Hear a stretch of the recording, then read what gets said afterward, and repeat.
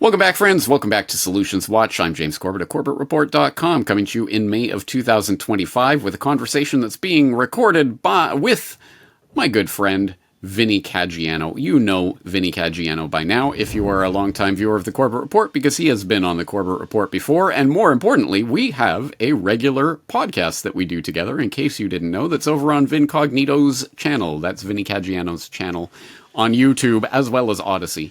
So I will direct people there if they are unfamiliar with that, the Band with Kaleidoscope Ears music podcast that we do. But for those who don't know, Vinnie Caggiano, eclectic guitarist, is available at vincognito.com. He is a performer and composer. He is a trained music theorist and has a degree in music composition at Five Towns College on Long Island.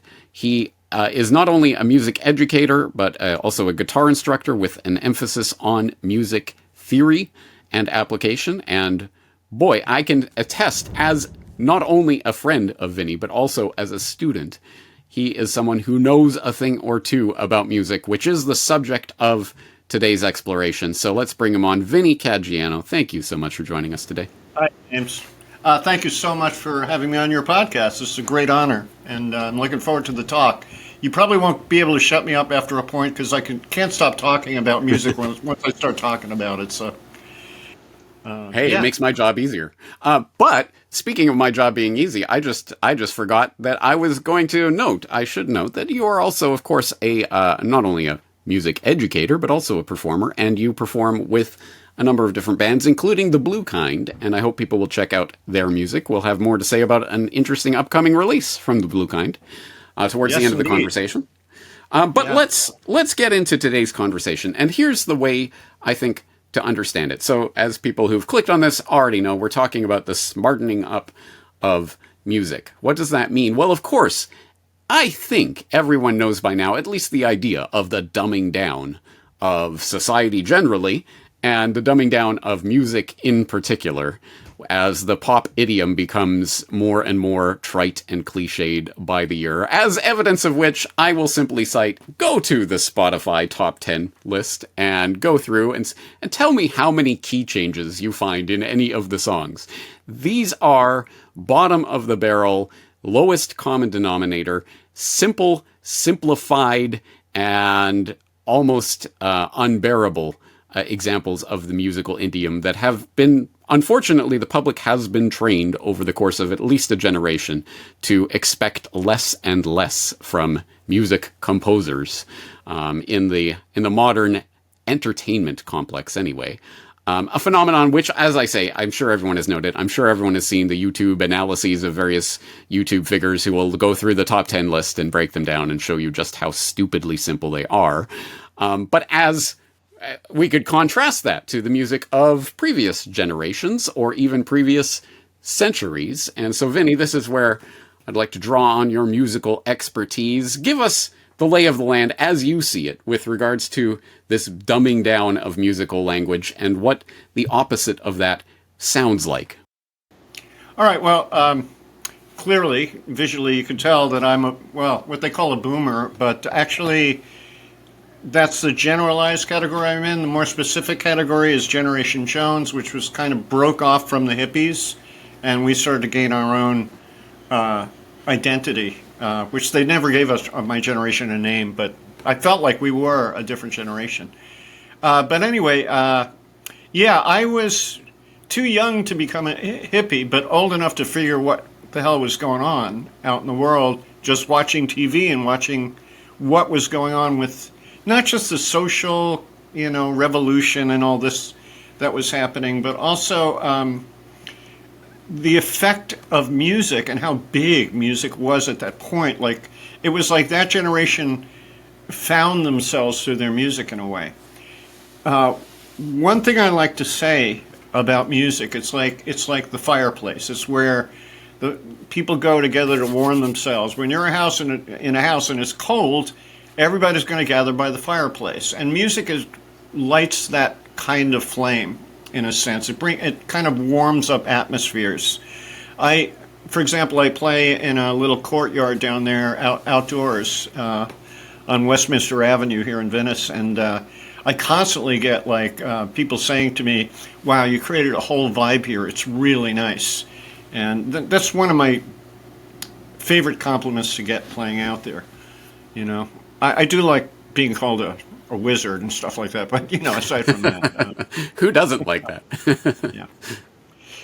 But yeah, there was the rock and roll revolution. I mean, you could say the seeds of it started in the 50s with Chuck Berry and Elvis and people like this.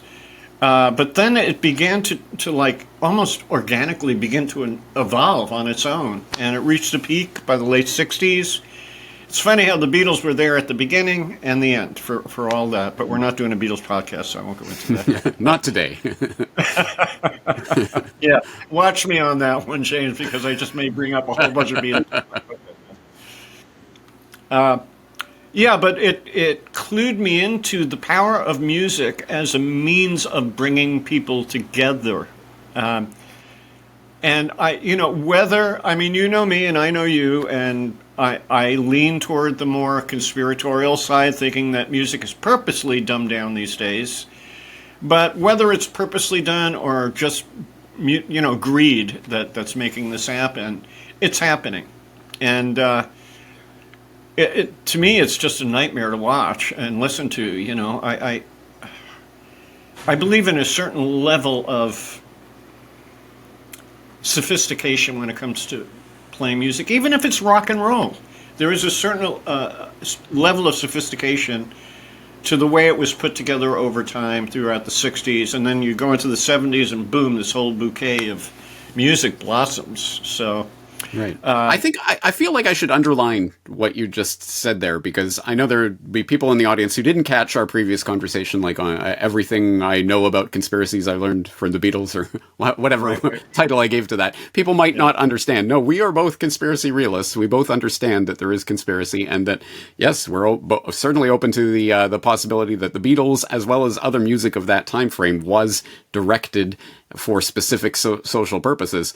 But at the very least, that music was musically interesting and involved key changes and other such things that have basically fallen to the wayside. So I guess the question then is, what purpose would the dumbing down of music have for people who are interested in more easily controlling the public? Well, for one thing, just from the social level, right? I'm not talking about the neurological level, just the social level. As I mentioned, music has a way of bringing people together like a fireplace, right?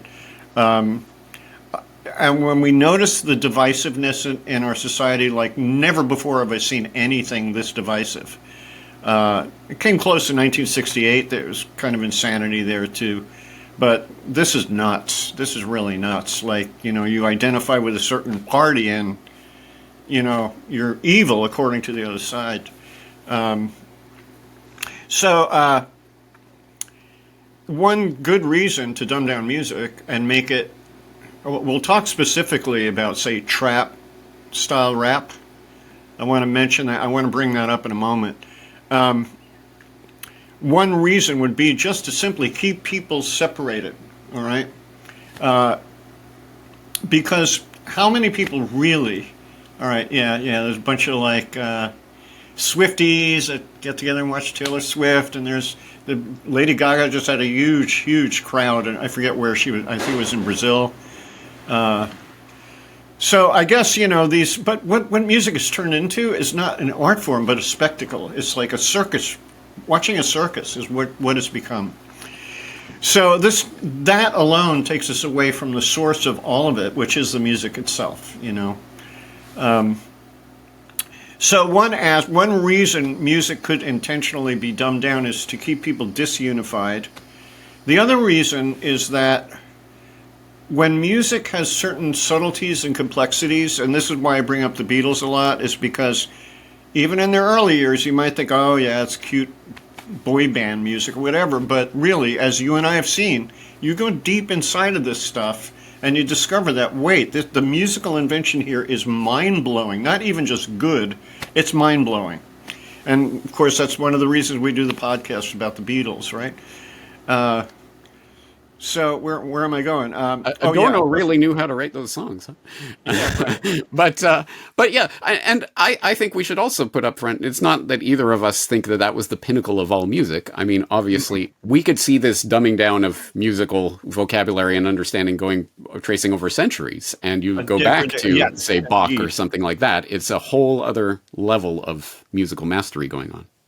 Yeah, I have a playlist on my YouTube channel called Musing Music, and I did one show where I just featured a clip from Dr. Joseph Farrell talking about basically it's called the de-evolution of music. And Joseph Farrell is very, very staunch and conservative about music. So he feels the music that came after the Baroque period got more and more and more watered down and worse in quality. Now, if you go back to Bach, there is something ineffable about Bach's music that touches on what we call divinity these days, right? Touches on God. And I've had personal experiences of his music where I was stunned by the beauty of it. So I always say, like, the ultimate function, obviously music has a lot of functions, and we should talk about those functions. But the ultimate purpose of music is to create something so beautiful that it brings you in touch with that which we call God. I think it was Socrates that he was posing like a Zen koan to his students. He would say, what is it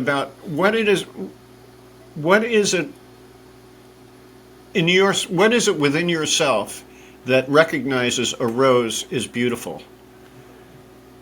And if you try to think about what that is, right? But he's pointing to what some of the say non-dual spiritual teachers talk about, the true essence of self is undefinable. And that's what experiencing beauty through music can do. I'm insulted by a lot of music that I hear today because it's an insult to my intelligence, basically. So what Farrell thinks, and this is the opposite of, say, John Lennon's philosophy, total opposite of John Lennon's philosophy. Joseph Farrell believed that someone like Bach literally touched divinity in his music. And the more personalized music got, like when you get to Mozart, he had more of his personal touch in it. Then you get to Beethoven, he was like the first romantic composer, and this is purely personal music. This is me. This is what I feel, right?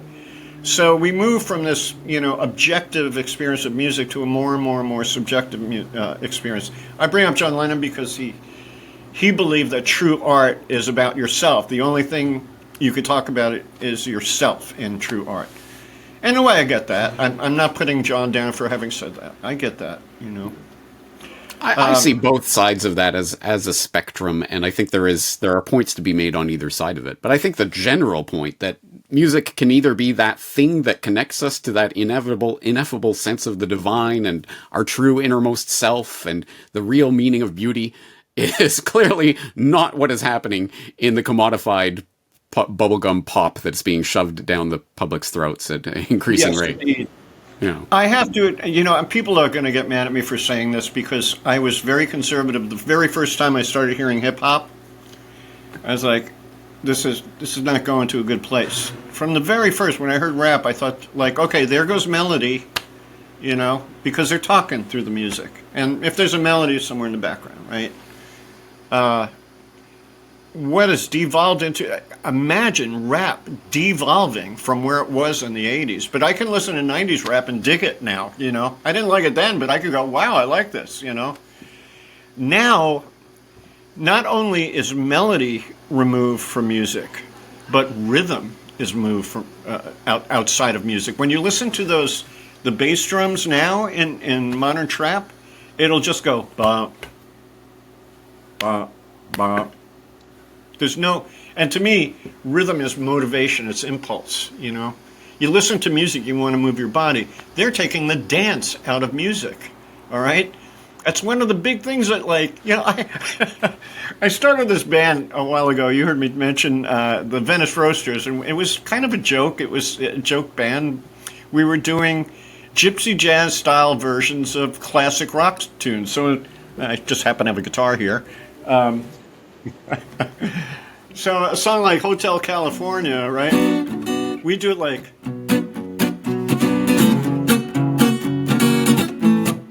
like that. I when I was on that stage playing with this band, I couldn't stop laughing the whole time.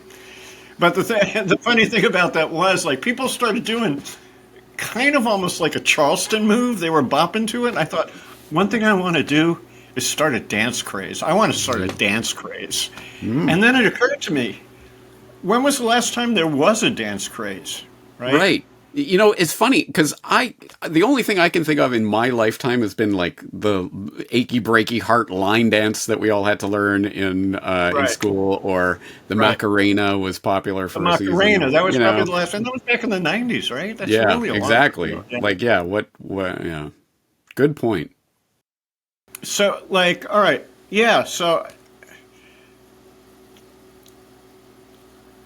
people...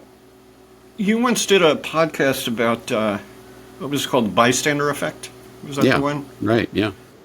Right, where there's this crowd of people, and they're on a hill or something, and there's this band playing, and nobody's dancing, and suddenly, all of a sudden, this guy gets up and just starts having a good old time with himself. Next thing you know, 5 minutes later, everybody's up doing it, right? Everyone wants to join a party once that first person gets it going, right? The first follower, the first person who follows that crazy guy who's doing that thing, makes it fun and makes it part. So suddenly you can have a movement. Yeah, it's an incredibly important thing to understand. Again, it's a thing that brings people together so they can enjoy each other. They can step out of their useless opinion self and just be, you know?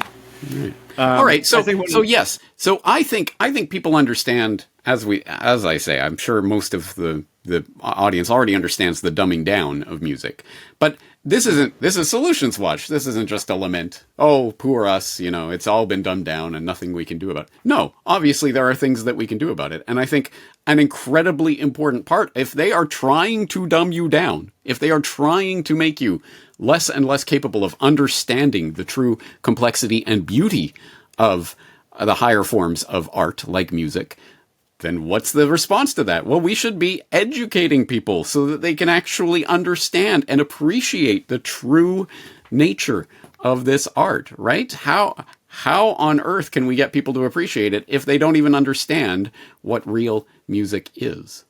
Yeah, I have to say there's a big difference. You know, I've been looking at neurological studies of improvising musicians, do a scan on the brain and all this.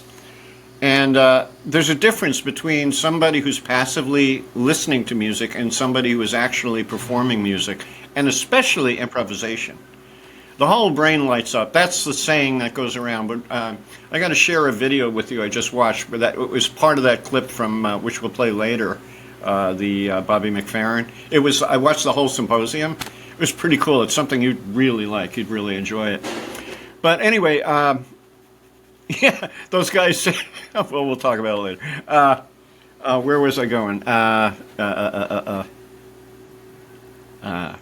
have a habit of doing this.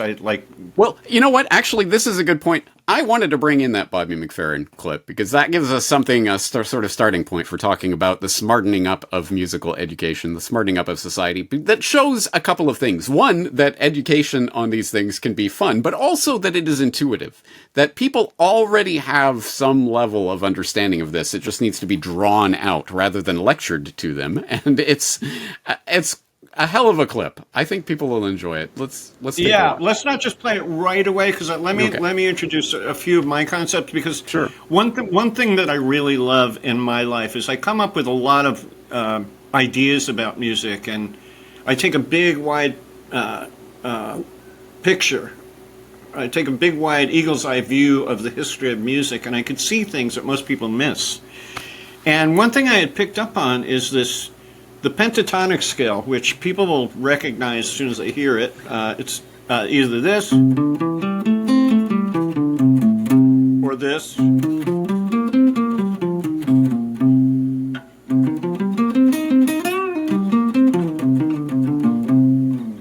right? So that's the pentatonic scale. One thing I discovered, I was looking at the world's cultures and I'm going, there's not a culture on the planet that doesn't use the pentatonic scale in one form or the other. And I found that to be really interesting.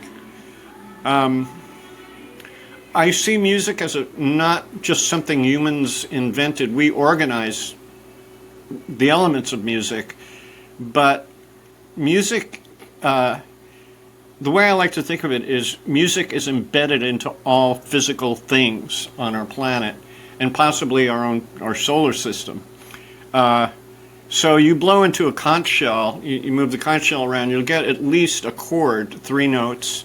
And if you really get good at it, you can get all 7 notes of the scale, do, re, mi, fa, sol, la, ti, do.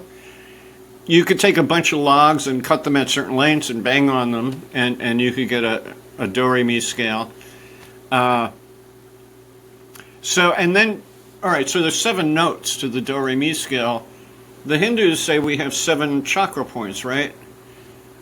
I believe that each one of those stands for one of the 7 musical notes. That's my belief. So I believe that music is embedded into everything, and I call music the hidden mathematics of nature. You know what? Okay, let me interject with something that you pointed out to me in one of our lessons. Here's a mind-blowing little factoid. So the 7 notes of the diatonic scale, everyone knows that, but there's 12 notes within an octave. That's how we divide up the octave into the 12 notes in the Western music system.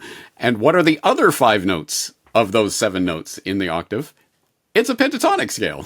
It falls out of that. So there's all sorts of weird and interesting mathematical, geometrical relationships that exist and are buried deep within the literal mathematics of music that you don't have to be a mathematician to appreciate, but that are interesting and mind-blowing.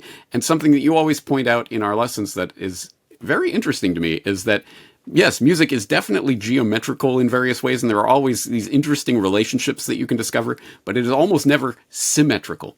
It's never just perfectly balanced symmetry. It's always, there's a sort of a weird relationship that exists between them, and finding the weirdness of those relationships is, at least for me, part of the joy of exploring music theory.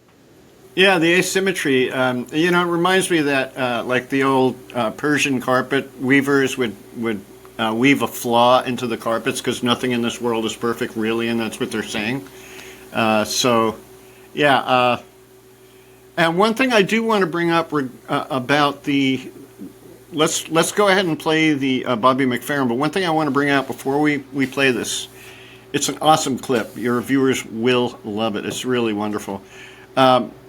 Is that when we talk about music theory, right, people assume that it's all an intellectual phenomenon and it's very thinky, and it is. I mean, it can be very, very deep. And I've had students look at me and I'm explaining something, they go into like this kind of,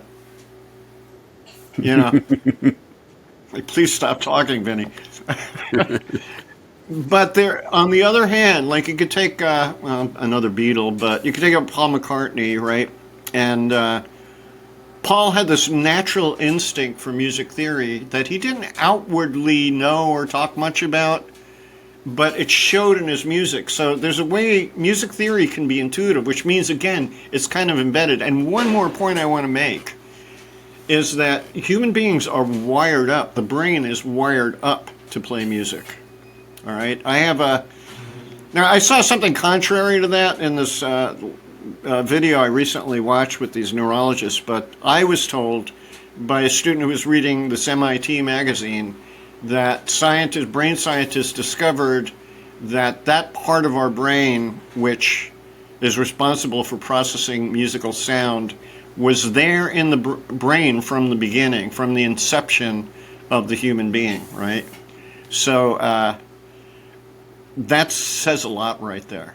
And that would explain this clip that we're about to see, wouldn't it? That would explain this clip. Yeah. Okay, I will play the clip, but before we do, I just want to say I think this might be a problem of our language itself, because in our language, theory has a certain meaning and a connotation, and theory is this very abstract intellectual exercise versus understanding, which of course is the point of the educational paradigm, right? It's not just about the theory, it's about how you apply that. And in fact, as you say, there is something instinctual. There's something that people already have inside them. The best educators can draw out and explain to them how these things are working. And I think, Absolutely. as I say, I think Bobby McFerrin does that brilliantly in this clip. It's really brilliant. Yeah.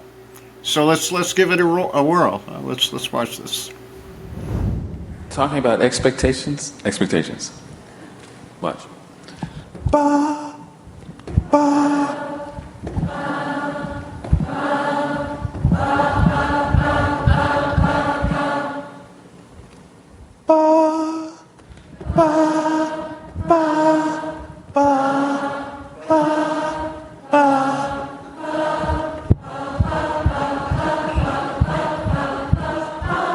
Okay.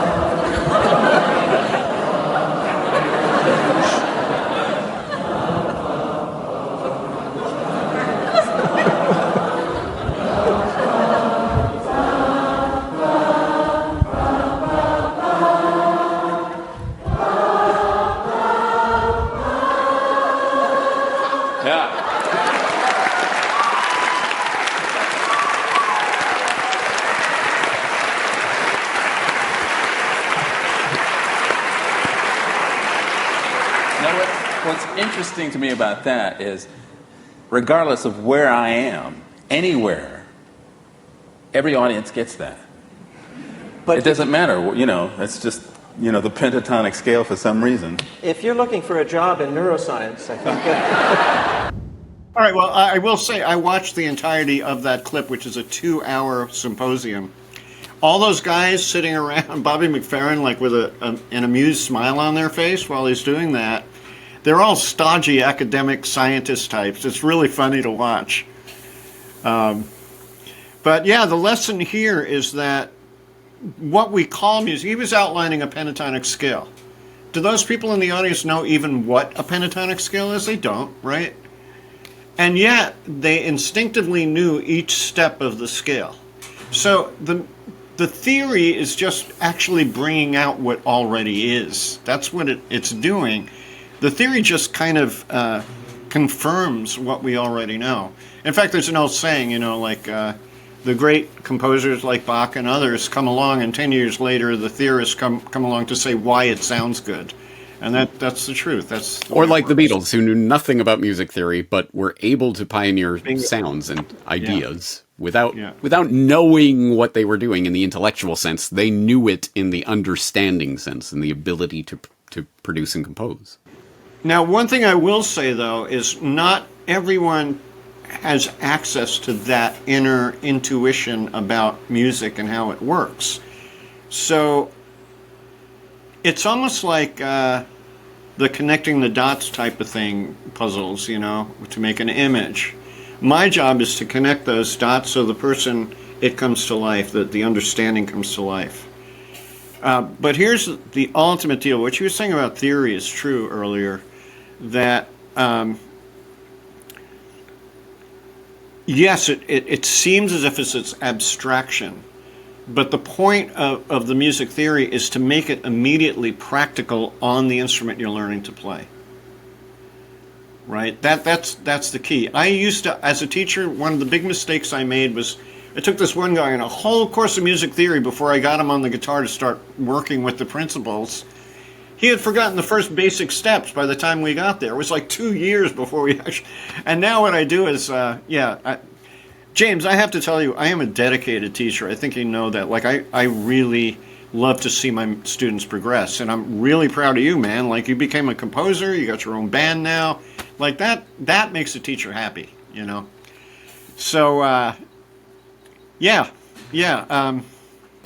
I was going to go somewhere, I totally forgot where I was going. Well, let's talk about what is involved in this educational experience. As you say, it's about drawing out certain intuitions and understandings that may already exist, but hopefully also tempering them with knowledge about what is happening. There is some objective reality to this. As we say, it is mathematical, it is geometric, there are certain things that underlie it, but then there are certain things that are culturally put on top, etc., and we have to navigate and understand all of that. But once we do, what is the point of musical education? I guess there are a number of ways that we can analyze that, but should we bring in the triangle of musical excellence here? Before we do, I want to talk about what I call total immersion. There are guys who play music and there are musicians, okay? To me, the definition of musician is somebody who's completely immersed in all elements of music itself, which would mean the theory on one side, the actual physical skill to do it, the muscle memory and stuff like that, and the ability to express yourself. Those three important points. I call it coordination, theory, and elocution. So that's the triangle if you want to pop that thing up. At the bottom left, we have coordination. That's the physical skill to be able to do something. That's like, for example, the ability to strum, basic.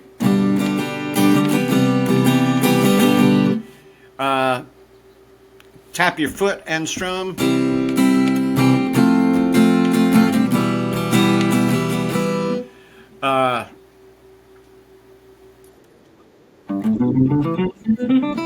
Scales, yeah. All right, the ability to do a physical action on the instrument, which means when I teach students some basic scales and exercises, I tell them, look, if you want to watch some TV series while you're practicing this, fine. Because the coordination aspect is mindless. It doesn't require attention. It's just enough attention that you know that you're hitting the right notes and that you're not slurring or muting or, clamming the notes. Otherwise, you could literally, once you learn a scale, you could practice it while watching TV. So that's all physical skill, muscle memory. We move over to the right, we have the theory, all right? Theory is connected to the navigation of music itself, and it covers three important areas. Analysis, which is, okay, this song has this set of chords. Why do they work together? I'll go to composition next before improv. Composition, how do I put together a bunch of chords and how do I string a melody onto it to make it a song? So the theory would cover everything from the architecture of a piece of music, the big wide picture of a song like the A section, the B section, that. And it would go deeper and deeper into the chord movement and harmony and how the melody and vocal harmonies work together against that music. And finally, improvisation. Now, one thing I like to say is that composition is slow improvisation, and improvisation is fast composing. Okay? Me and my buddy Matt, who plays sax with me, were just talking about that. So that's the function of theory. Nowadays, when I teach theory, I immediately have the student work it on his instrument. Like, work with this thing. Since I teach online a lot of times, I tell them, I'll give them a YouTube jam track and have them, practice their improvising with a particular jam track, like blues thing or whatever. So moving to the top is elocution. That word means how you speak, the enunciation, right? I'm literally using a word that refers to speaking because music is a language. I'm I'm not convinced that it isn't a language. I literally believe it's a language. However, we don't know the meanings of the words. We can only feel the meanings of the words, right? So it's a language of emotion in a way. So this elocution means, expressiveness, nuance, touch. I could go, or I could go, right? So one has a lot more speaking to it, right? All three of these can be taught, and they tend to bleed into one another a little bit. Like to do the elocution stuff, you need a certain amount of coordination, and you need a certain amount of theory. Now, commonly, what I say about the triangle of music, and by the way, I give this diagram out to beginners as well as advanced students. It's for everyone that's studying music. I can attest. I think it was one of the first things you gave to me when we started doing it. Right. Yeah. There you go. So I talk about like how each point is like a speaker, like a lecturer, right? I'll go through this fast. So a coordination would be like the old tobacco auctioneers and people like that would talking real right, and that'd be like Yngwie Malmsteen doing like super fast guitar licks, right? When you get to that, remember I said coordination is kind of mindless, and people who rely heavily on just coordination, guitar players, which is very common, is that they tend to spew notes. There's no sense of that upper part of the triangle. How am I phrasing things? Is this making a statement, right? So the theory, on the other hand, would be going to a lecture and hear somebody speak, and you need a dictionary for every fourth word that they speak. Can't enjoy the lecture like that either. Either way is a snore, right? Now, this is why I put elocution at the top, because one example I like to give is the blues guitarist B.B. King. He wasn't a shredder, that's for sure, and he wasn't big. I doubt he could form a 13 flat 9 chord if I asked him. Well, he's gone now, but so he wasn't a theory guy, but he was an expression guy, right? So that would be like the expression part of an orator would be like a Martin Luther King "I had a dream" kind of starring speech.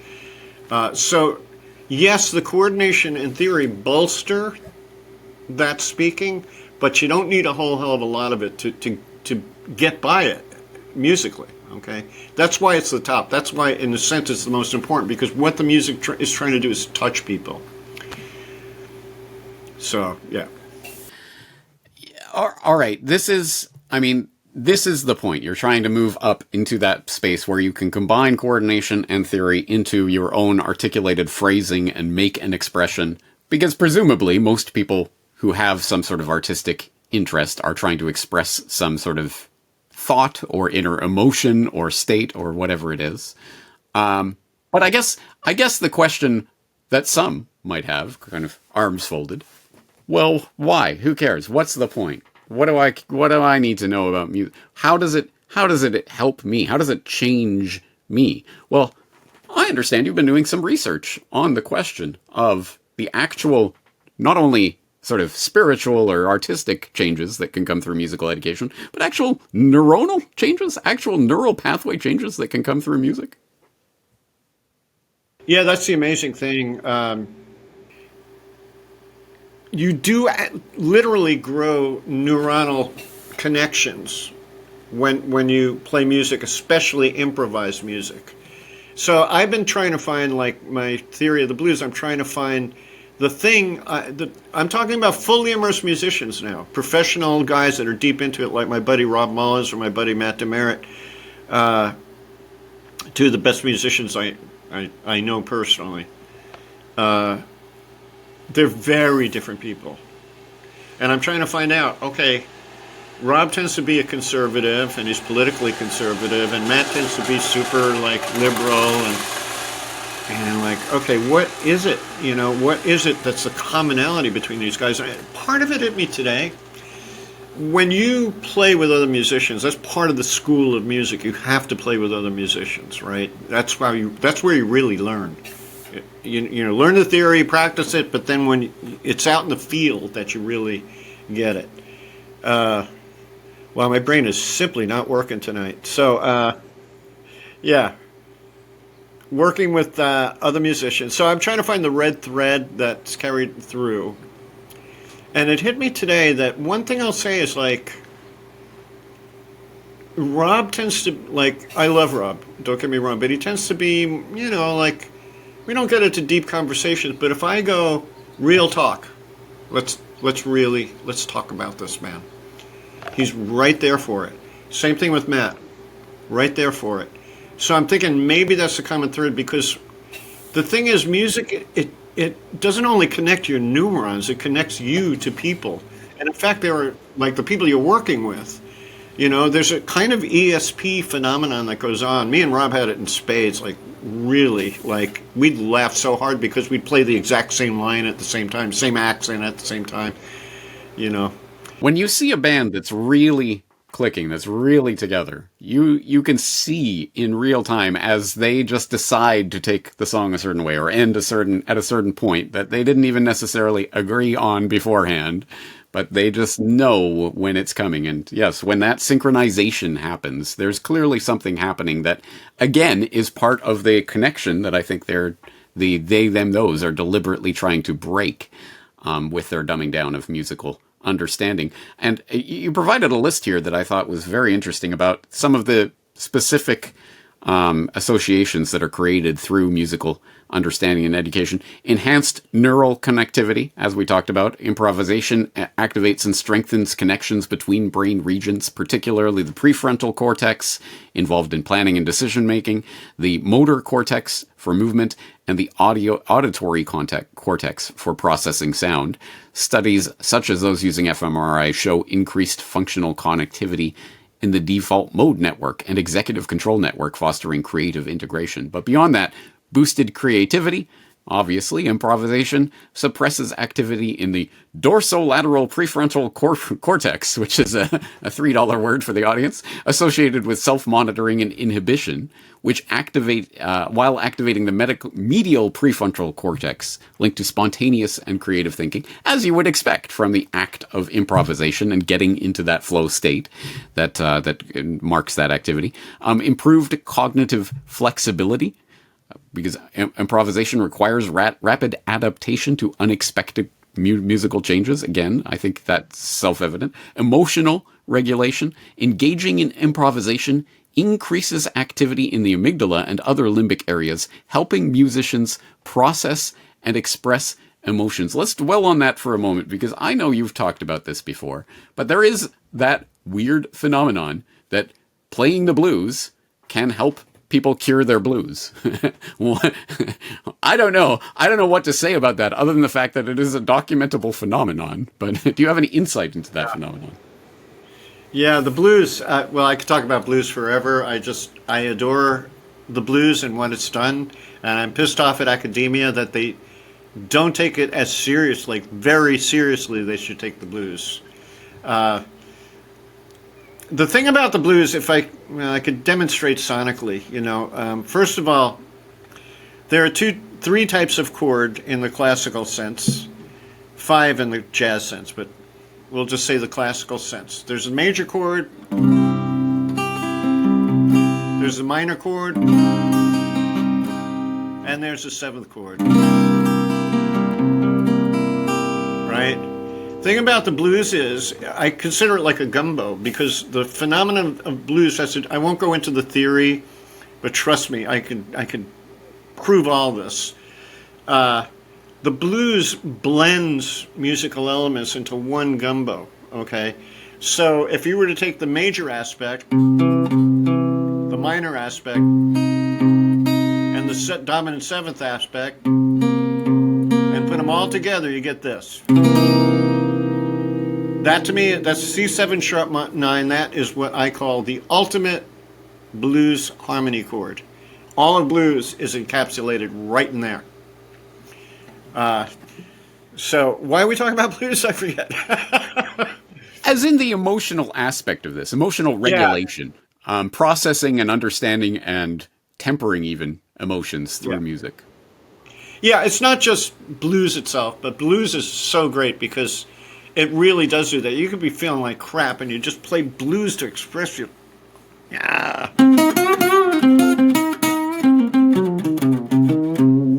you play like that, and it feels like you got something out of your system, Exercising the demons, as it were. Yeah. I'll say this. Yeah, go ahead. Just to kind of extend the idea here, like in a personal experience. One day back in, 2006, I woke up from bed, and suddenly I went to puff on a cigarette, and my whole jaw just like moved when I sucked in on the cigarette. I'm like, what the hell? I had a dislocated jaw. I had no idea how that happened while I was sleeping, but I woke up with a dislocated jaw, which, by the way, is still dislocated. I never got anything done. I just got used to it. But when it first happened, I'm very sensitive and I'm prone to depression. So I had been playing over at this coffee house, and my buddy Matt, the sax player, was going to come with me, join me at the show to jam. And I'm talking with him beforehand, and I told him how, like, oh man, this jaw, like, I can't afford a doctor to fix this. What am I going to do? And I was all down. He goes, Vinny, you know what? I guarantee you, once you start playing, you'll have no idea that you have a dislocated jaw.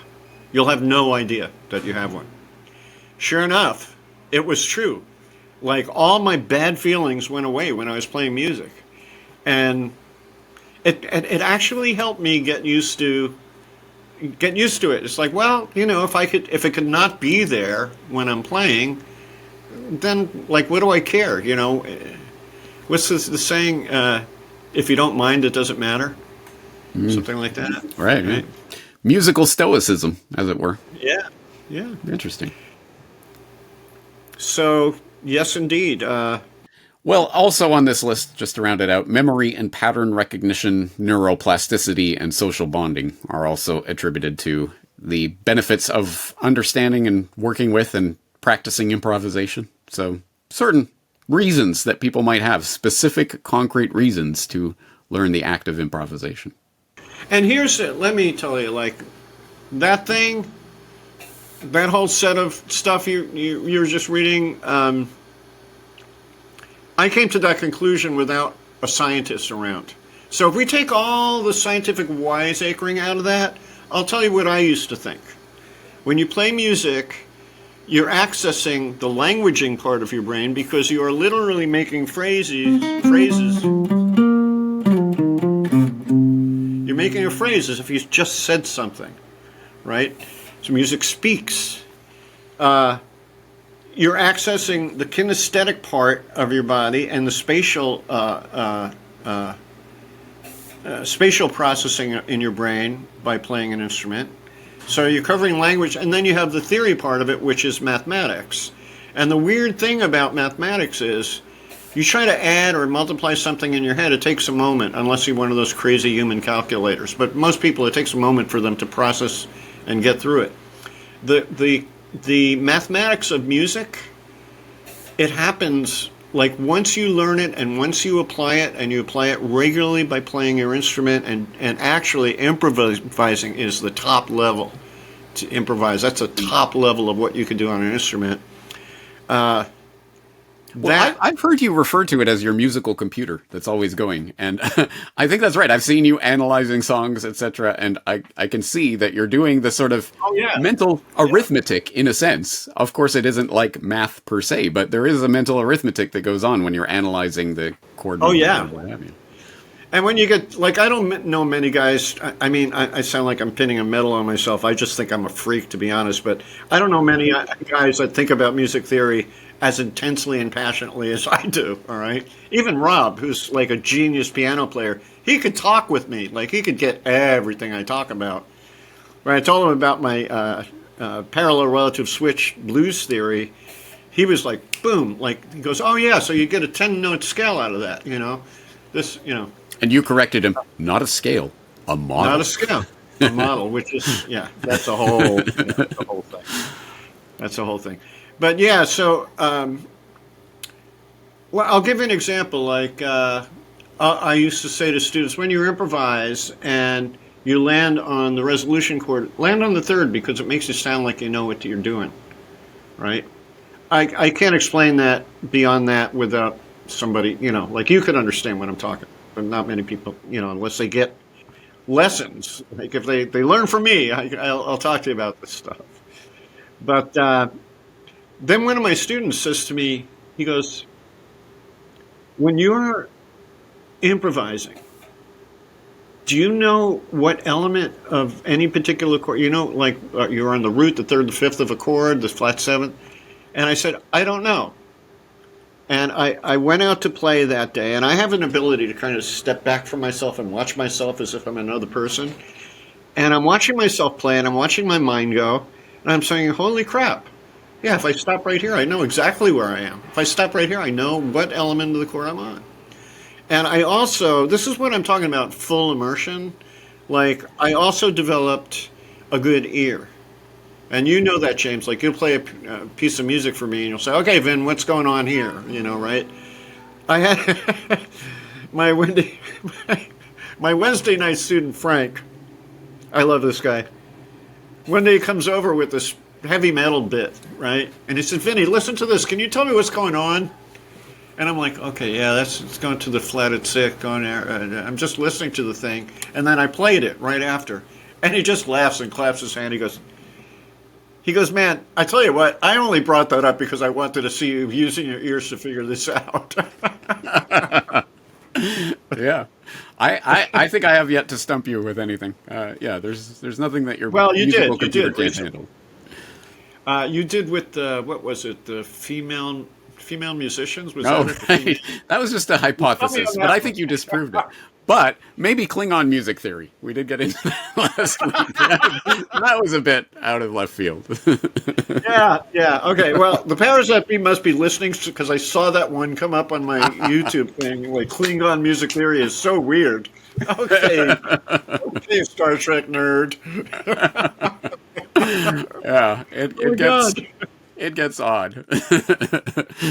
But no, I think the immersiveness is an important aspect of this because I know a lot of people are kind of put off and weirded. Oh, I don't know, theory. Oh, it's just so, educational and books and pens. And it's, no, I just want to be expressive with my music. But no, I think the point is the integration of that triangle so that you can draw on all elements of it to support each other so that you become a better player, which presumably is the point for a lot of people. I suppose there are people who just purely, as I hit my own microphone, purely want to know the theory of this. Or people who just purely want to be able to, play what other people are playing.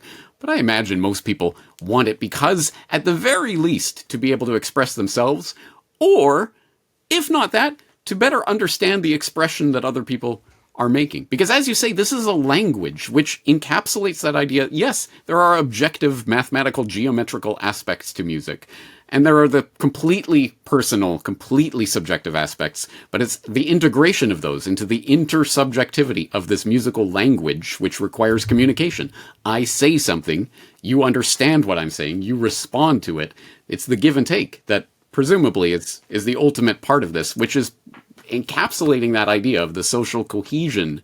You cannot have musical give and take without some sort of cohesion, without some sort of shared language, which is part of what I think they're trying to rip apart with this dumbing down of music. Well, yeah. I think so. And it's been pretty successful so far. What we desperately need, and they're out there, these musicians are out there, by the way. They just don't, they don't make it to the tops of the pop, so to speak, right? So but what we desperately need is musical literacy. All right. So even somebody who doesn't necessarily want to become some master at an instrument or something would benefit from learning music theory. Yeah.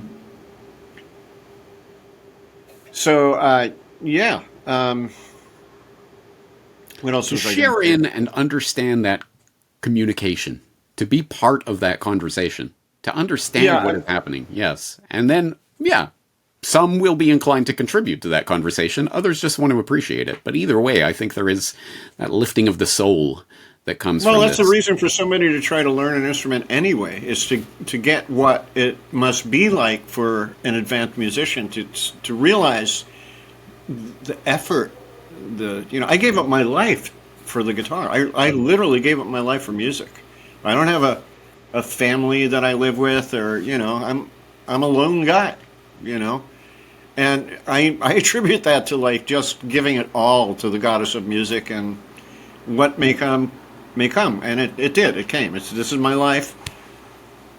I'm not going to complain about it. I mean, you've heard me complain about circumstances I'm in, but I'll tell you what, James, I wouldn't change a thing. If I would had you to rather leave, have been an office worker, a successful Wall Street right, broker, exactly. or something like no? All those perks, man. The gym, and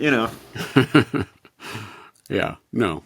But you know what? That even brings up another thing that so I took guitar lessons back when I was 17, 18, way back in the day, until, we had to start learning scales, and I was like, too much work.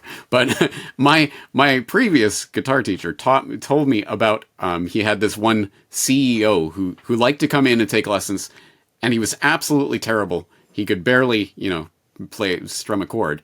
But he liked it precisely because of that, because it humbled him in a way that he was, the boss and in control of all these situations. Everyone just yes-manned him. But when he went into that room, he knew he was just absolutely pathetic, and he was completely at the mercy of his teacher, and he enjoyed that experience. So there's a weird, but another reason someone might want to be interested in taking lessons.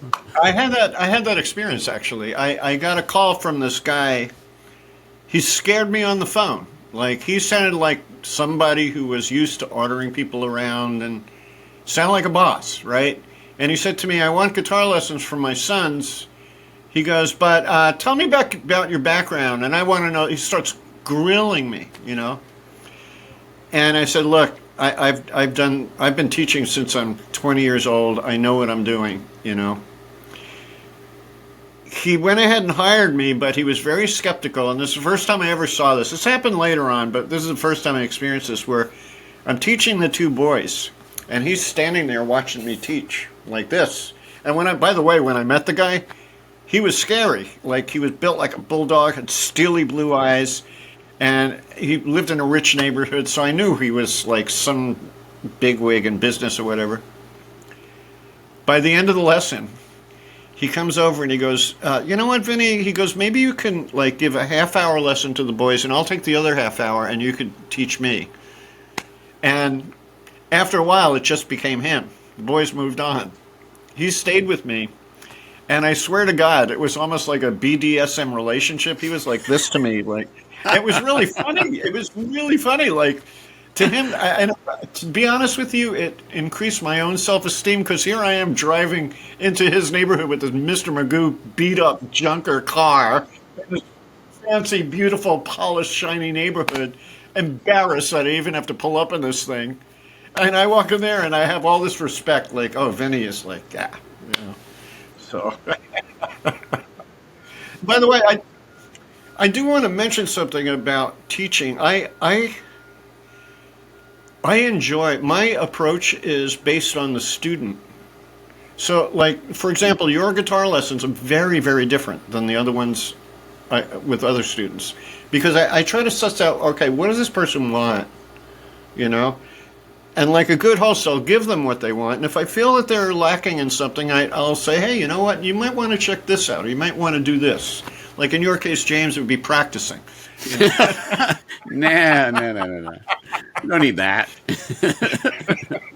But I realize this now. Like all of my students, it's a very different experience, each one. Like I don't have one kind of way of teaching. And if I need to have one way of teaching, I certainly could do it. I have a whole curriculum, But I'll tell you what, man, what you said,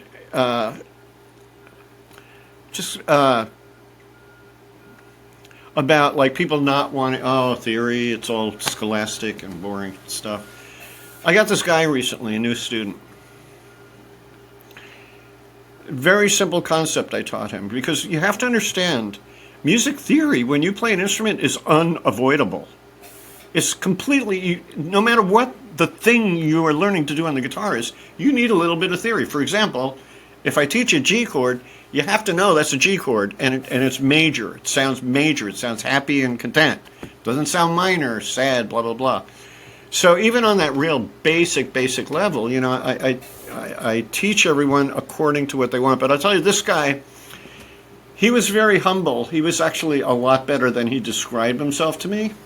But on the same token, he was missing a lot. There were a lot of holes in what he was understanding. So I taught him about, you understand this, about the two roots, the major root and the minor root of a pentatonic scale. And he just went, as soon as he understood it, this big smile went across his face. And he goes, oh my God, I get it. And trust me, James, some people don't get it that quick. Some people really don't get it that quick. He just got it like that. And he was just so happy. And he's going to be among my favorite guys to teach. He's going to be among them because he really, really wants this stuff. He's like a sponge. He just wants to get it all, you know. So, the most gratifying thing a teacher can hear is when the student gets it and starts applying it and like, yes, great, this is what I need. And on the other hand, I have one student, he's all thumbs, okay? I have been with him for over 10 years. There's been not much improvement in his playing. How many years have I been with you? Oh, not 10. Oh, okay. This guy, actually, no, it's way longer than 10. I've been with him in almost... Oh my God, yeah, 20 years I've been with this guy. He's a lawyer, and I love him. He's a sweetheart. But, you know, lawyers, their head is filled with law, so there's no room for theory. And one day I taught him some theory about the triads, and it was the first time I ever saw him like this. He would really he was learning something and he got it and he knew how to do it, work with the triads. So that was great. But the thing is, he wants to, Vinnie, teach me this song. Vinnie, play chords so I can improvise my pentatonic scale. And we do all that, you know, and that's all it's ever been, you know. But the thing is, he's my student, all right? I care about him. I want to give him exactly what makes him feel good. In his process. Every person goes, it depends what you go into it for is what you're going to get out of it, right? And exactly. Yeah. I'm sure a lot of teenage boys pick up the guitar because they want to get girls, but maybe they can develop a deeper understanding of music in the process. I did. When I was a kid, my older sister, you know, she brought her friends over to watch Ed Sullivan when the Beatles were on the first time. And these teenage girls are just screaming. I'm about 8, 9 years, 10 years old. I'm like, holy cow, if playing guitar does that to women, I definitely want to. And it's funny because that is exactly what John Lennon says about when he went to the movie theater to watch Elvis and the girls are going crazy. And he's like, oh, that seems like a good idea. The movie The Last Waltz, Levon Helm, the drummer, I think, of the band, interview asked him, why do you do it? The girls. Right? Yeah. But why are girls attracted to music? Well, there you go. Then it gets back into the spiritual and the social bonding and the human experience of all of this. Yeah, I think a lot of it is you know, they understand people that aren't musicians, it's no accident musician sounds like magician, musician. But I think they get a sense of the kind of dedication and passion it takes to master an instrument, and they respect that. It's, you know, that's women want men with power. This guy has this power. He conquered music, right? And I have to tell you, James, it's way past my thing at this point to have a girlfriend or whatever. You know, I'm going to remain single. I'm sure of it. But I'll tell you what, man, this cute little girl, she was with 4 or 5 other girls in their early 20s, comes over and drops a tip in my jar and then blows a kiss at me. I was just so happy. Just that alone was just great, you know. The best kind of tip for the musician. All right. All right. May I just real... Oh, go ahead. Are we running out of... No. Oh, I wanted to bring up something. The thing is, I don't think people realize just how much magic there is in music, and probably not many people have researched cymatics. Cymatics. Cymatics. This was a guy named by the name of Hans Jenny, discovered by putting fine silicon sand on a glass plate, put a speaker under it, and played a note. The sand, you know the story, the sand began to shake and it formed like a mandala type of image. Then he raised the pitch, it starts shaking again, forms a different mandala image, and on and on and on it goes. So now this also happens in water, all right? Water reacts. So when you think about it, harmony, that which is beautiful, okay? Beautiful, lovely music. Our bodies are what's the percent of water? 70% water or something like that? So they say. So, it makes you wonder, like I commented the other day, how, like, for some reason, orchestra conductors live to, like, really old age and are very spry and everything. And I don't think it has to do with this is great exercise, I think it has to do with the vibration of the music coming into that person. It somehow changes the water part of us in a positive way, So we could start exploring the 420 conspiracy or 440 conspiracy, not 420. That's a different conspiracy. 440 hertz and all of that. Yeah. And 432. Yeah. Whether. Well, you know what? I was skeptical and then I was not skeptical. Now I'm kind of leaning toward it. There may be some truth in it because, not because the Rockefellers were trying to change the thing or anything, which I don't know, maybe, I don't know. But, that it has to, one great mathematician I watch, he's really fun to watch, believe it or not, even though he's a mathematician. He does like vortex math, which is like unbelievable cool stuff, where you turn it into a visual image as mathematical relationships, and then you go, oh my God, and then you begin to see it everywhere. You see it in flowers, and you see the phi ratio in nature, So it turns out that this guy, I have to find it again. I don't know the exact math, but he believes in 432, and he said it's because of the exact mathematical relationships that the harmonics produce that follow the phi ratio that you can't get from 440 or something. It's some nerdy stuff that Fascinating exploration, but I guarantee there are two types of people in the audience. People who understand what we're talking about right now and people who have no clue what any of this 440 or 432 stuff means, which means they probably need some musical education. They need to understand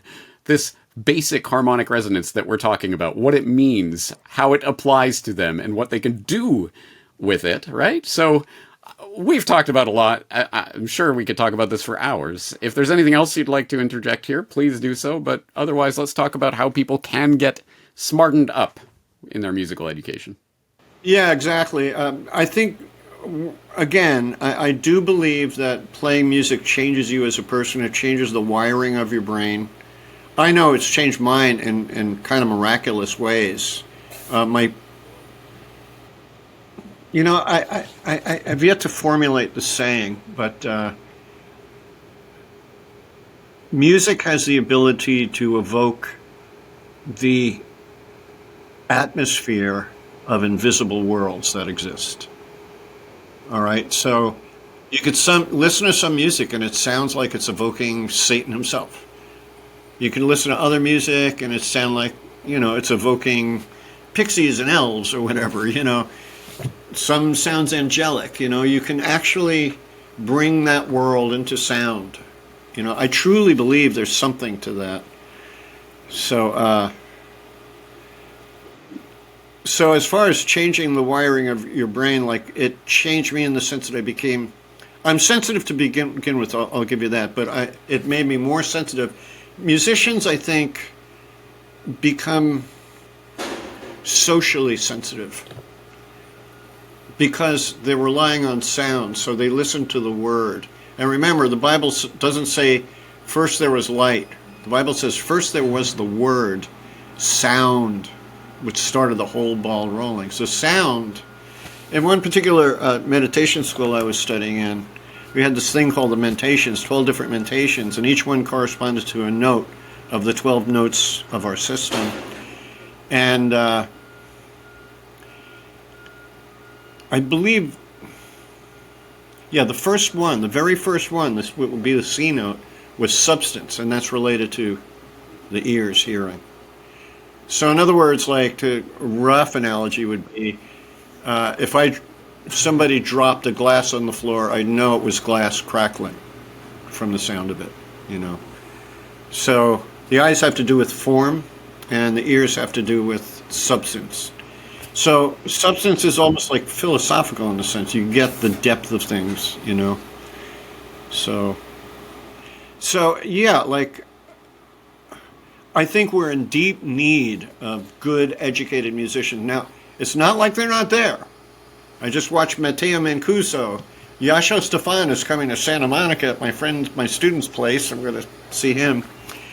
They're out there. It's just that if there were more of us, more of the great, great dedicated musicians, and I'm putting myself in that category with no shame, okay? I'm dedicated, I know that. Maybe I'm not great, but I'm damn good. So we need more, like, as if it was an army, to negate the negative vibrations that are happening in the world today. We have to create counter vibrations, positive counter vibrations, I love nothing more. Again, this is the spirit and ethos of Solutions Watch. We are not just passive receptacles. Oh my God, we're being dumbed down, and there's nothing we can do about it. No, we can recognize that they, them, those, the conspirators, the would-be social engineers, recognize the power of music and are deliberately trying to break that from that basic connection that you have to the musical world. So if we, exactly like every other deliberate dumbing down of our literacy and everything else, our musical literacy, we can take that into our own hands and we can start educating ourselves with the aid of educators like yourself. Vinnie, for those who in the audience who are enticed, who are interested in taking lessons, how would they get in touch with you? All right, well, Vincognito, like incognito with a V, that's really my branding. So my website is vincognito.com, Gmail, vincognito@gmail, YouTube /Vincognito. If you want to check out, my music and what I do musically, that's cool. I would recommend, if you go to my YouTube channel, go to the playlist called Novel Cafe, because that was at a time when I was experimenting with psychedelic kind of ambient looping on the guitar, and it was all done in real time. I was building loops in real time, but layers and layers, and I had such a great audience every week. These people, it was like a small cafe, a bunch of couches. They'd come in, they know I'd showing up on Friday. They'd come in, they'd sit at the couches, and as soon as I start playing, they'd close their eyes, and they were tripping on whatever trip they go on when they hear the music. And it wasn't like they fell asleep, because as soon as the piece was done, they'd open their eyes and clap, And it was just a wonderful experience to have, that I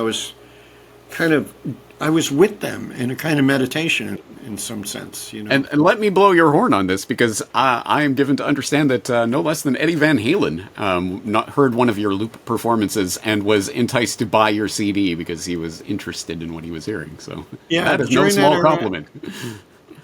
Yeah, and I think the context of that story, that I was ready to give up guitar altogether. It was during COVID, and I was doing these Facebook shows, and it was so depressing. Instead of an applause, you'd see thumbs up and hearts and stuff. And it was nice that people were listening, but there was no real connection, It was like there was people there.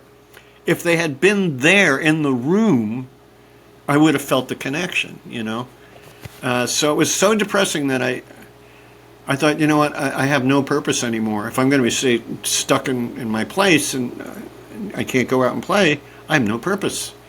And I got so depressed, I was ready to give up. And then that same cafe, we're talking 15 years, 20 years later, this guy that used to hang out there, I step outside to have a cigarette, which I could smoke in my apartment. For some reason, I had the idea, I want to sit outside and smoke by the cactus garden, light a cigarette, and sure enough, this guy drives by. Honks and says, "Oh, Vinnie, I'm so glad I ran into you." This guy Isha, hadn't seen him in ages, and he doesn't live in Venice, so it was like just pure coincidence. He comes over and he goes, "Vinnie, I wanted to let you know, I don't know if you know it, but Van Halen bought your CD back in the days when you were playing at the Novel Cafe." I'm like, "What?" He goes, yeah, you didn't know that, huh? I said, "I had no idea." He goes, "Yeah, he walked right up to you, put $10 in your tip jar and grabbed a CD, and you looked at him." I must have been so tranced out that I had no idea it was Van Halen, you know. What an honor.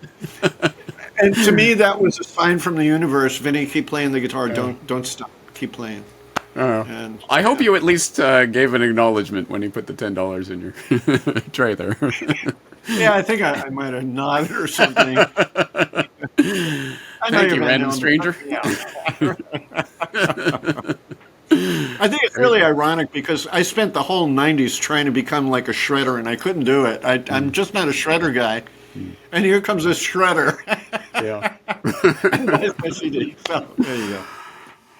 And speaking of people who are interested in your musical performances, tell us about the Blue Kind and what you have coming up. Oh, thanks for bringing that up. Yeah, I just met with the guys yesterday. We had our first composing session, which was awesome in ages. But I got the good news last week that a song we went to Sunset Sound to record last year, and we got the tracks back. They decided to choose one track to market, which was a song called Jacaranda Bloom. It's a wonderful song. And it's finally mixed, mastered, and ready for release. And I saw a little bit of a video that Mike was putting together. It's great.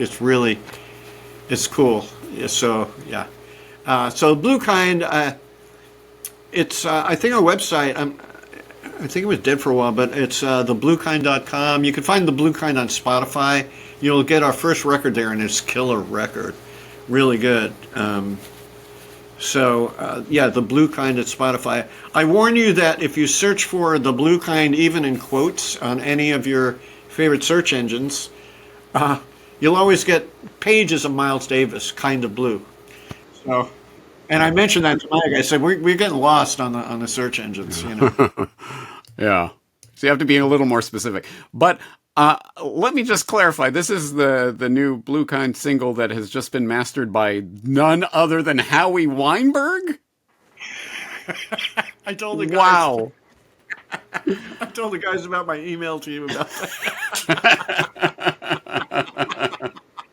Now we have lost 99.99999% of the audience, but the 0.001 that understands the connection between Howie Weinberg and the shirt I'm wearing and the Blue Kind, man, you'll really appreciate that. Oh, come on, tell them who Howie is.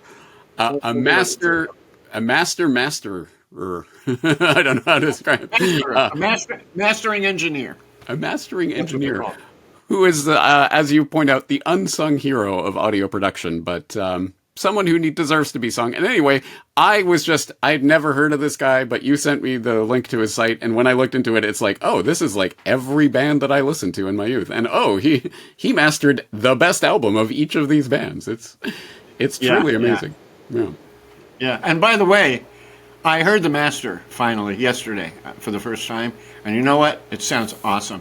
And not only that, but he did two masters. One was on digital gear, and one was on purely analog gear, like tube compressors and stuff. Which did you prefer? Well, we decided that there's a very slight difference between the two. But I would say the digital version has a little more pop to it and wider berth than the analog. Which I'm not surprised. Analog is a little more subdued, you know. So. All right. Well, James, thanks for having me on, man. It's really great. It's a real honor, and it's fun to be here. I always appreciate our conversations. I love our lessons. And Vinny, we're friends by now. I just enjoy the time we get to spend together. So I hope the audience understands that aspect of this, that this is to me is, I could talk about this for a million more hours, and we will continue to in our regular weekly lessons. But anyway, we'll leave the audience to explore this at your leisure. Please do check out vincognito.com and find out more about Vinny. And for those who are interested in smartening up your musical education, this is the man that can help you do it. So I hope people will check it out. Vinny, I think we'll leave it there for today. Okay, I just want to thank your audience for, if you've reached this point... Thank you for sitting through all this. So, this is definitely for you if you're still here. All right. All right. Thank you, Vinny. All right. Thank you. This is my buddy Matt Demerit, coiling a wire, and I'm going to ask him a question about music. And Matt, so let me ask you this question. Do you feel that music, being a musician, has impacted your psyche in a positive way? And if so, what way would that be? Yes. The answer is yes. I feel that it has impacted my psyche in a positive way. And although it's hard to say exactly how or why, I do suspect that music allows me to access more of my brain than other things, than like language, for example. Mm-hmm. So, and like I was saying before, there's some researchers now who are like studying human beings from like 50,000 years ago and trying to infer when language started. And some of these guys are saying that based on the structure of the human skull and the way we are able to like make sounds, like that we were able to actually sing before we could actually talk and come up with language. So like I suspect that what music allows us to do is to access more of our brain in terms of like when you look at the whole idea of the triune brain, where we have a limbic system that's more primordial, primitive part of our brain, and then we have a cortex, and then we have a neocortex, which is the most complex form of our brain, which only humans have. So I think music allows us to access like more of the spectrum of our brains. So it allows us to access the part of our brain that's more primal and primordial and more based on like the deeper parts of our brain. And then it also allows us to express tremendous amounts of like complexity that we would get from language. Okay, do you feel like music has kind of created new neural pathways in your brain? Yeah, I think so. I think being able to play music really does help you to cut new neural pathways, because it gets you to think more holistically. Mm-hmm. It gets you to it's like you're expressing the emotional part of your brain, but then also the more complex, like rational part of your brain, especially when you're playing more complicated types of music like jazz or classical. So yeah, I think I feel like it allows me to access the brain in a more holistic way. All right. Well, thank you, Matt. Yeah. I will let you know if this goes on the podcast so you can watch it. All right. All right. Bye-bye.